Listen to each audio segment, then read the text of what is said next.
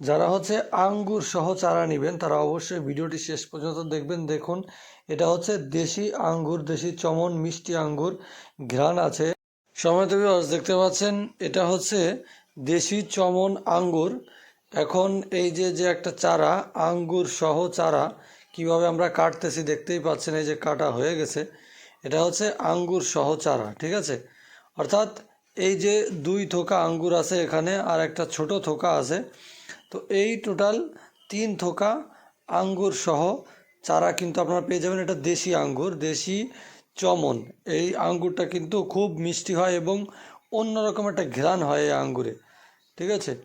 তো এখানে 3টা ডাল, একটি ডাল এখান থেকে কেটে ফেলা হবে।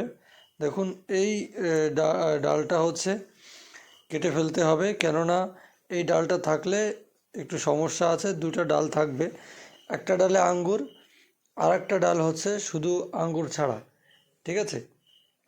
তো দেখুন, এটা কাটা হয়ে গেল। দেখুন, ফাইনালি আমরা চারাটা কিন্তু কেটে ফেললাম। তো এই যে চারাটা দেখতে পাচ্ছেন, 2 থোকা আঙ্গুর সহ চারা। দেখুন, আঙ্গুর কিন্তু পেকে যাচ্ছে, হ্যাঁ, কিছু কিছু পেকে গিয়েছে, আর এই পাশে কিন্তু আঙ্গুরের থোকা আবার নতুন করে বের হয়েছে। অর্থাৎ এই আঙ্গুর গাছে কিন্তু সারা বছর, প্রায় বছরে 1-2 বার থেকে 3 বার আঙ্গুর কিন্তু হয়, ঠিক আছে। একদিকে দেখতে পাচ্ছেন আঙ্গুর পেকে যাচ্ছে, আর একদিকে আঙ্গুর হয়েছে, ছোট ছোট আঙ্গুর, ঠিক আছে। তো যাদের এই ধরনের চারা লাগবে, আরও অন্যান্য জাতের চারা রয়েছে,